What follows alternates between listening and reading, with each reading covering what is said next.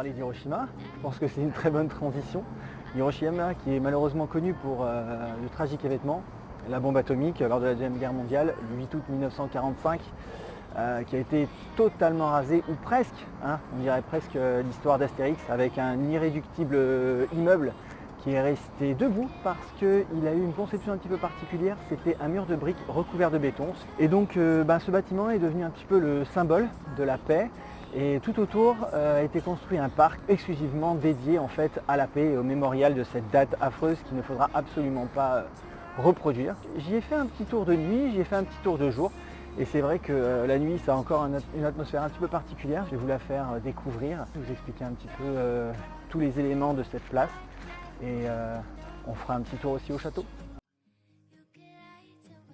Le dôme A, de son vrai nom, le dôme de Ganbaku, a été construit en 1915 pour servir de vitrine industrielle et commerciale à la ville d'Hiroshima. Après le bombardement, la structure du bâtiment a été renforcée avec de la résine et un treillis métallique en 1967, et le dôme est quant à lui contrôlé tous les 3 ans. Inauguré en 1964, la cloche de la paix est l'un des premiers monuments que l'on croise dans le parc. Attention les oreilles. Je vous avais prévenu, c'est un son bien lourd.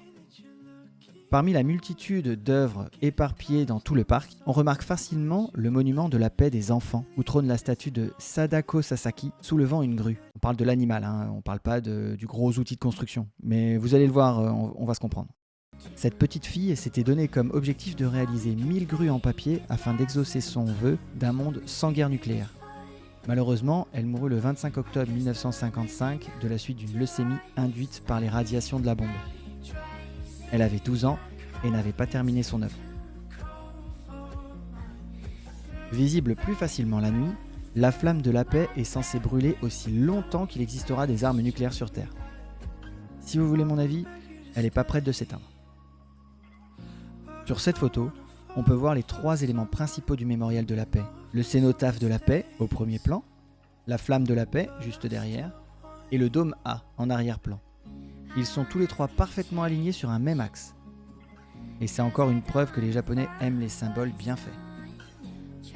Pour rester dans le thème des photos, le grand bâtiment que vous voyez derrière, c'est le musée de la paix. Il retrace l'intégralité des événements du 6 août 1945. Puisque c'est un musée, nous n'avions pas le droit de filmer ni de prendre de photos. Mais clairement, si j'en avais la possibilité, je ne l'aurais pas fait, tellement il y a d'horreur à regarder dans ce lieu. Si le but de la municipalité de Hiroshima était de dégoûter les gens et de militer contre le nucléaire, l'objectif est totalement rempli. Au point que je n'ai même pas pu continuer la visite totalement, j'ai dû sortir avant. Mais c'est quelque chose à faire pour se rendre compte à quel point le nucléaire peut être dévastateur.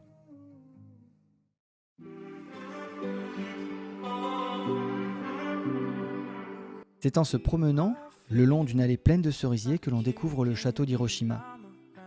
Il fut initialement construit en 1590 et désigné trésor national en 1931 car il était construit intégralement en bois de pin. Malheureusement, il fut totalement rasé par la bombe atomique en 1945 et reconstruit en 1958 pour servir de musée de l'histoire d'Hiroshima avant la Seconde Guerre mondiale. Ce n'est clairement pas le château le plus impressionnant que j'ai vu, mais il a le mérite d'avoir une mascotte très kawaii. Et on peut y visiter les salles d'antan, de travail, de lecture et de calligraphie des seigneurs qui y ont habité. Et comme toujours à son sommet, nous avons droit à une vue panoramique de l'enceinte et d'une partie de la ville. Entre Osaka et Hiroshima, il y a une petite ville que je vous conseille très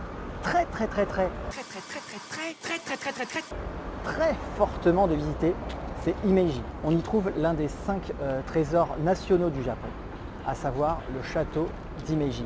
Il a le surnom du héron blanc et c'est dû à ses murs totalement blancs. En plus de le rendre hyper photogénique, le parc est blindé de cerisiers en fait, qui permet d'avoir des plans extrêmement nombreux et tous plus beaux les uns que les autres, donc ça en vaut vraiment la peine. Le château fait 7 étages et la structure du château est totalement faite en bois. J'y ai passé à peu près 3 heures, je m'y suis baladé à flâner un petit peu dans le parc, dans l'enceinte du château pour pouvoir m'émerveiller un petit peu de la structure de ce château. Vraiment il est vraiment magnifique. C'est vraiment une étape que je vous conseille parce que en allant vers l'ouest, le Shinkansen s'arrête à la gare d'Himeji et le château est à peine à 20 minutes de marche de la gare.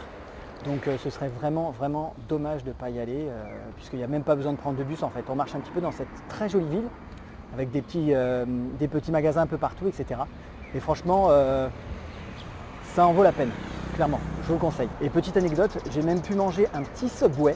Alors ne me jugez pas, d'accord, hein, à Nouméa, il n'y en a pas. Donc pour moi, ça reste une alimentation exotique, ok. Donc voilà, on ne me juge pas.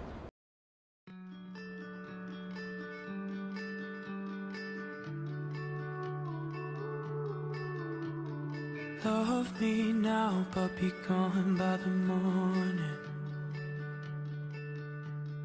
Waking up with strangers in my bed has never been for me. And I know you didn't ask, but I'm sorry.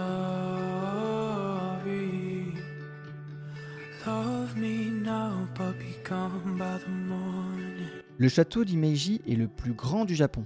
Sa construction prit 37 ans entre 1581 et 1618. Il n'a jamais été détruit et c'est ce qui lui vaut son rang de trésor national. Même lorsque la ville a été bombardée en 1945, il est miraculeusement sorti indemne de cette attaque. Il est très difficile de résumer la vie de ce château, mais on peut noter qu'il est situé sur une base de pierre de près de 15 mètres, qu'il culmine à 46 mètres d'altitude, que les 2 premiers étages possèdent une superficie de 550 mètres carrés et qu'il est constitué d'un donjon principal et de 3 tours. Les 2 piliers principaux du donjon mesurent 97 cm de diamètre et étaient à l'origine le tronc unique d'un pin à l'est et d'un cyprès à l'ouest.